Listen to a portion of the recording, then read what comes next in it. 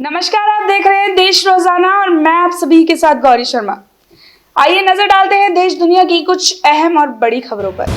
Javelin thrower Neeraj Chopra ने जीती दोहा diamond league. Trawler बोले करण जौहर ने आलिया को मेट गाला में पहुंचाया।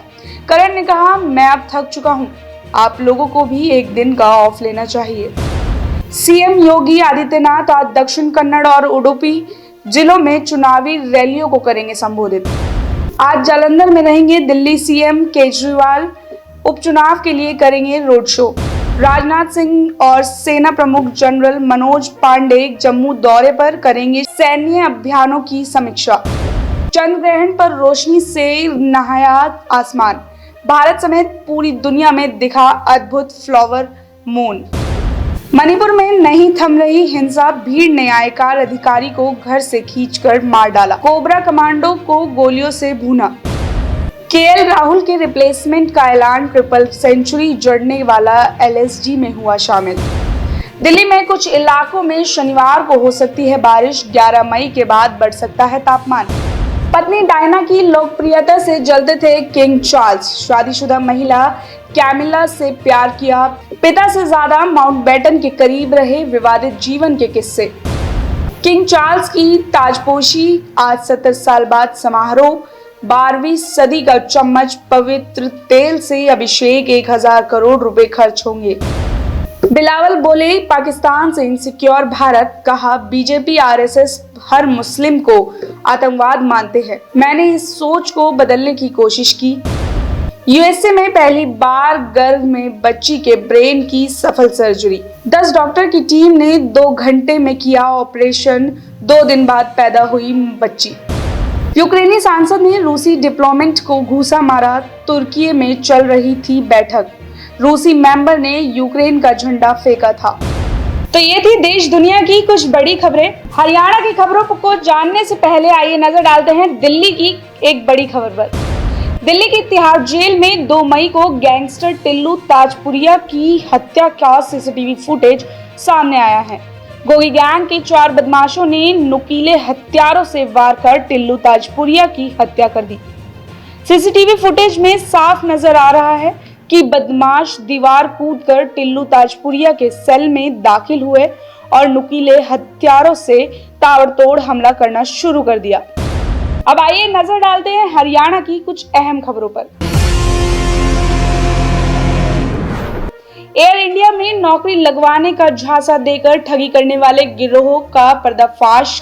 2 महिलाओं समेत 2 गिरफ्तार। मामला फरीदाबाद का है, जहां बल्लभगढ़ साइबर थाना पुलिस ने 9 मोबाइल, 8 सिम, लैपटॉप और 21,000 रुपए बरामद किए हैं।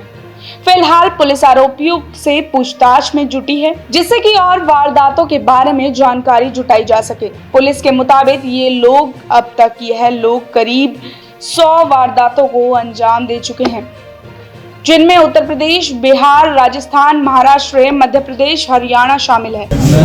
डेटा मिलता था मुझे और मैं कॉलिंग करता था, मैं टेलर नाम से। डेटा मुझे अभय प्रोवाइड कराते थे, दूसरा बंदा था, और ये व्हाट्सएप कमेंट से डेटा उठाते थे। उसके बाद लोगों में डिस्ट्रीब्यूट करते थे और सभी लोग कॉलिंग करते थे। डेटा कहाँ से मिलता था? फेसबुक कमेंट से। फेसबुक कमेंट से? यस। फेसबुक कमेंट से कैसे डेटा आता है? डेटा आता है, जैसे लोग अप्लाई करते हैं, नंबर अपना छोड़ देते हैं, नाम और नंबर, वहाँ से डेटा उठाते थे और लोगों को सभी लोग साथ में काम करते थे। हमारे पास 9 मुलजिम अरेस्ट हुए हैं, जिसके अंदर बेसिकली ये एयर इंडिया की तरफ से एक जॉब लेटर तैयार करते थे फेक। तो इनका मोडस ऑपरेंडी कुछ इस प्रकार से था कि ये ऑनलाइन उन लोगों को तलाशते थे जो एक नौकरी की मतलब रिक्वायरमेंट में है। तो उनको ये उनके मोबाइल नंबर लेके उनको व्हाट्सएप करते थे। एक फेक लेटर हेड पे एयर इंडिया की जॉब तैयार करते थे। उसमें करीब 30-35 हज़ार की एक जॉब प्रोफाइल बना के उसको रिक्वायरमेंट बताते थे।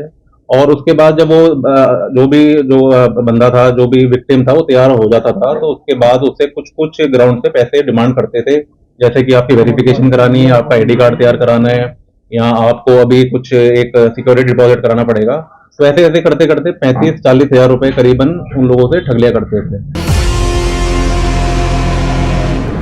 हरियाणा सरकार ने सिंगल यूज प्लास्टिक और पॉलिथीन पर प्रतिबंध कर दिया था, जिससे सिंगल यूज प्लास्टिक से होने वाले प्रदूषण को कम किया जा सके और नगर निगम के द्वारा बाजारों में पॉलिथीन इस्तेमाल करने वाले दुकानदारों का चालान किए गए हैं।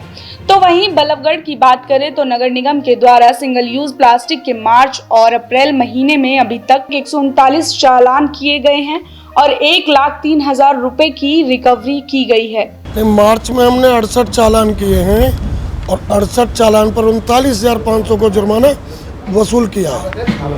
अप्रैल में हमने 71 चालान किए हैं जिनमें 63,500 रुपये का जुर्माना किया और वो वसूल भी किया है। 2 महीने में हमने 139 चालान पर 1,03,000 की रिकवरी की है। तो लगातार प्रक्रिया जारी है आपकी? चालान प्रक्रिया जब तक मकसद पूरा नहीं होगा तब तक चालान प्रक्रिया हमारे इंस्पेक्टरों द्वारा जारी रहेगी। प्रदेश के मुख्यमंत्री मनोहर लाल खट्टर के जन्मदिन पर पृथला विधानसभा के गांव हीरापुर के लोगों ने जल आरती कर रचा इतिहास। ग्राम पंचायत हीरापुर के सैकड़ों लोगों ने अमृत सरोवर के तहत बने तालाब पर जल आरती की व जल संरक्षण करने के लिए संकल्प लिया। वहीं पृथला विधानसभा का हीरापुर गांव प्रदेश का पहला ऐसा गांव बन गया है जहां से जल आरती की शुरुआत की गई। जैसे कि हमारे मुख्यमंत्री जी ने झोड़ों का सौंदर्यीकरण का कार्य जो शुरू किया था, उसी को देखते हुए हमारे भी मन में कोई बात आई थी कि हम भी मुख्यमंत्री जी के लिए कोई मतलब उनके जन्मदिन पर कोई चीज़ समर्पित करें। तो ये जल आरती आज से हमारे गाँव में रोजाना होगी, जो कि मुख्यमंत्री जी के लिए हमारी तरफ से एक तोहफा है। आज गांव हीरापुर की सरदारी गांव की ग्राम पंचायत के माध्यम से एक पहल नई शुरुआत की है कि हमारे यहाँ की जो तालाब हैं, जोहड़ हैं, उनमें जो पानी आता है उसका संरक्षण हो, पानी का संरक्षण हो, जल का संरक्षण हो। इसको लेकर एक जल आरती का कार्यक्रम आज इन्होंने शुभारंभ किया है और इन्होंने संकल्प लिया कि प्रतिदिन अपने जोहड़ और इस जल को बचाने का प्रयास करेंगे। प्रतिदिन यहाँ आरती होगी। मैं इनको बहुत बहुत साधुवाद देता हूँ कि निश्चित रूप से उन्होंने माननीय मुख्यमंत्री जी को एक बहुत बड़ा, उनके जन्मदिन पर एक बहुत बड़ा तोहफा दिया है। हरियाणा रोडवेज के कर्मचारी ने प्रदेश परिवहन मंत्री मूलचंद शर्मा का उनके कार्यालय पहुंचकर आभार प्रकट किया। कर्मचारियों ने कहा कि इतिहास में पहली बार हरियाणा रोडवेज के बेड़े में जो इतनी बड़ी संख्या में बसें शामिल की गई हो, वह एक बहुत ही सराहनीय कार्य है। कर्मचारियों ने गुलदस्ता देकर माननीय परिवहन मंत्री मूलचंद शर्मा का धन्यवाद जताया और कहा कि आज माननीय परिवहन मंत्री ने रोडवेज विभाग में जान डालने का काम किया है। हम उनका धन्यवाद करने आए हैं क्योंकि उन्होंने विभाग को एक जान डाल दी है इतनी बसें देने के बाद। मेरी 34 साल की नौकरी है जी। आज तक इतनी बसें हमने विभाग में कभी नहीं देखी थी जितनी बसें अब एक साथ उन्होंने दी है। तो उसकी हमें बहुत ज़्यादा खुशी थी, इसलिए हम मंत्री जी को धन्यवाद देने आए थे क्योंकि उन्होंने विभाग को बचा दिया है। बसें आई हैं तो हमारी नौकरी बची है, अदरवाइज़ तो नौकरी के भी लाले पड़ रहे थे क्योंकि बसें नहीं आ रही थी। अभी के लिए बस इतना ही। मुझे दीजिए इजाजत। कल फिर मिलेंगे कुछ नई और अहम खबरों के साथ। और अगर हमारे चैनल को सब्सक्राइब नहीं किया है तो सब्सक्राइब कर दे, इस वीडियो को लाइक कर दे